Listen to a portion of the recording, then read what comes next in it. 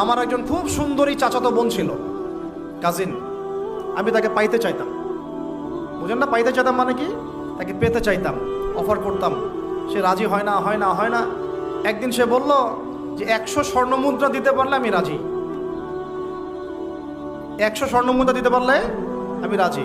এখন তো এদেরকে স্বর্ণ মুদ্রাও দেওয়া লাগে না, এমনিই রাজি নাকি? জেনা করার জন্য কি এমনিই রাজি? খালি একটু, আসলে সত্যি কথা বলতে কি, একটা মেয়ে যদি চায় যে আমি আমার ইজ্জত ধরে রাখবো, কোনো ছেলের ক্ষমতা নাই সেই ইজ্জত নষ্ট করে।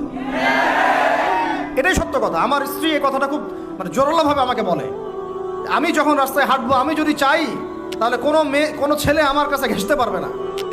আমি সুযোগ দিলে তখন ঘেঁষতে পারবে। একটা মেয়ে যদি চায় যে একটা ছেলে আমার সাথে ইটিস পিটিস করুক, সে ছেলে করবেই করবে। একটা মেয়ে যদি চায় যে একটা ছেলে আমার পর্যন্ত আসতে পারবে না, আমি আমার ব্যক্তিত্ব গায়রত বজায় রাখবো, আমি ডিস্টেন্স মেনটেন করবো, আমি কোনো সুযোগ দিব না, ছেলে সুযোগ পাবে না কখনো। এত সহজ না। সর্বোচ্চ তখন কি করতে পারে? ধরে 10 জন মিলে ধরে ওকে জোর করে তার সাথে কিছু করতে পারে। ওরকম কিছু করলে তো আল্লাহর গজব নেমে আসবে। ওই যে সারা আলাইহিস সালামকে তুলে নিয়ে গিয়েছিলেন একটা বাদশা, মনে নেই আপনাদের? সারা আলাইহিস সালামকে একটা বাদশা এরকম উঠাই নিয়ে আসছে। আর সারা আলাইহিস সালাম সবচেয়ে সুন্দরী মেয়েদের একজন ছিলেন পৃথিবীর ইতিহাসে, ইব্রাহিম আলাইহিস সালামের স্ত্রী।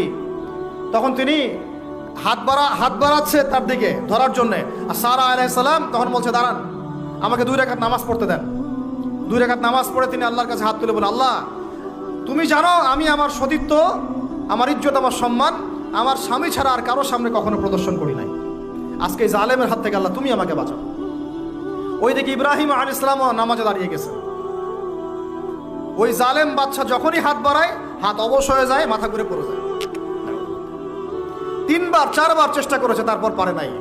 শেষে বলেছে, তোমরা আমার কাছে কাকে নিয়ে আসছো? নিয়ে যাও আমার সামনে থেকে। পরে উল্টা হাজারা আলাইহিস সালামকে হাদিয়া সহ দিয়ে পাঠিয়ে দিয়েছে। একটা মেয়ে চাইলে তার ইজ্জত সম্মান এভাবে রক্ষা করতে পারে। তোমরা জেনায় ছেলেরা লিপ্ত করেছে কারণ তোমরা চেয়েছো বলেই করতে পারছো।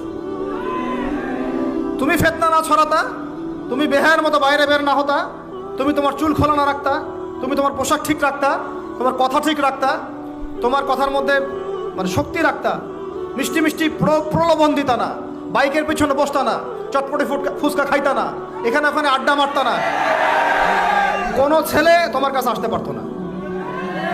তোমরা এই কাজ করেছো, ছেলে আসতে পেরেছে। আপনারা তো কিছু হইলে ছেলেদেরকেই দোষ দেন। ছেলেরা তো এমনি আকর্ষিত হবেই।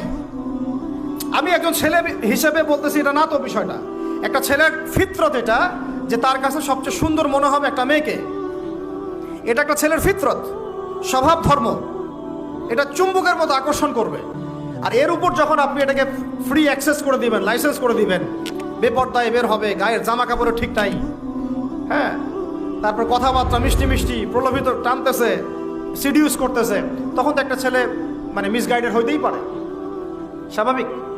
ছেলেরও দোষ আছে, কিন্তু অবশ্যই এখানে মেয়েরও দোষ আছে। আমরা তো অনেক সময় ঢাকা শহরে দেখি রাত 10টা 12টা বাজতেছে, আমরা মাহফিল করে যাচ্ছি, কোনোদিন বাসায় ফিরতে 1টা 2টা 3টাও বাজে। রাত 3টার সময় ছেলে মেয়ে বাইকে করে ঘুরতেছে ঢাকা শহরে। ওই মেয়েটার কি বাসায় বাবা নাই, ভাই নাই, কোনো স্বামী বা কেউ নাই, মাহারাম কেউ নাই? তো আমরা সুযোগ দিচ্ছি বলেই তো আমাদের ঘর পর্যন্ত ঢুকতে পারছে। সবার আগে মেয়েদেরকে শক্ত হইতে হবে। আর মেয়ের বাবা যারা, আমি তো নিজেও মেয়ের বাবা, আমরা বাচ্চাদের সাথে সময় কাটাই আর ভাবি যা কি যে হবে ভবিষ্যতে আল্লাহ ভালো জানেন। কিভাবে মেয়েকে মানুষ করব, কিভাবে সতীত্ব রক্ষা করবে আমাদের মেয়েরা। যা চলতেছে অনেক মাদ্রাসার মেয়ে পর্যন্ত নষ্ট হয়ে গেছে। আপনারা জানেন না তো, আমরা জানি কথা। মাদ্রাসায় পড়ুয়া বহু মেয়ে নষ্ট হয়ে গেছে। যতদিন পর্যন্ত এদের হাতে মোবাইল ফোন ছিল না, ইজ্জত ঠিক ছিল। মোবাইল ফোনটা যখনই ঢুকেছে, ইজ্জত নষ্ট হয়ে গেছে বহু মেয়ের। আমি এরকম জানি, বলতে চাচ্ছি না। যাই হোক, ওই জায়গায় আসেন, ওই ছেলেটা তখন 100 স্বর্ণ মুদ্রা অর্জন করেছে, কষ্ট করে আর্ন করেছে। যে আপনাদেরকে বলে যে নিজের পায়ে দাঁড়াও, তারপরে তোমার সাথে রাজি। সে অনেক কষ্ট করে 100 স্বর্ণ মুদ্রা অর্জন করে মেয়ের কাছে গিয়েছে। চাচাতো বোনকে বলেছে যে স্বর্ণ মুদ্রা নাও, এখন বলো তুমি রাজি না। সে মেয়ে বলছে হ্যাঁ ঠিক আছে। তো এখন দুজনের মধ্যে যা হওয়ার তাই হচ্ছে। অ্যাডাল্ট আপনারা সবাই বুঝেন। কিন্তু এখন মূল যে কাজটা, স্বামী স্ত্রীর যে মূল মিলন, এই মিলনটা করার জন্যে সেই ছেলেটা বসছে। হাদিসের মধ্যে আসছে এভাবে, দুই পায়ের মাঝখানে বসে পড়ছে ছেলেটা, মানে এখনই জাস্ট শুরু করবে। তখন ওই মেয়েটা বলে উঠছে যে হে আল্লাহর বান্দা, আল্লাহকে ভয় করো, আমি আমার সতীত্ব কখনো নষ্ট করি নাই, তুমি আল্লাহকে ভয় করো। এই কথাটা যখনই বলছে তখন ওই ছেলের মনের মধ্যে এমনভাবে একটা রিয়াকশন জন্ম নিয়েছে, আল্লাহর পক্ষ থেকে এমন একটা নূর আর হেদায়েত চলে আসছে, ওই অবস্থা থেকে ছেলেটা উঠে চলে গেছে এবং স্বর্ণমুদ্রাও দিয়ে দিচ্ছে, যে স্বর্ণমুদ্রাও আমার দরকার নেই, যা। এবার সেই গুহার মধ্যে বন্দি অবস্থায় আল্লাহর কাছে হাত তুলে দোয়া করতেছে, আল্লাহ তুমি যদি জানো ওই কাজটা আমি তোমার সন্তুষ্টির জন্য করেছিলাম, আজকে আমাকে এই সাক্ষাৎ এই মওতের হাত থেকে বাঁচাও।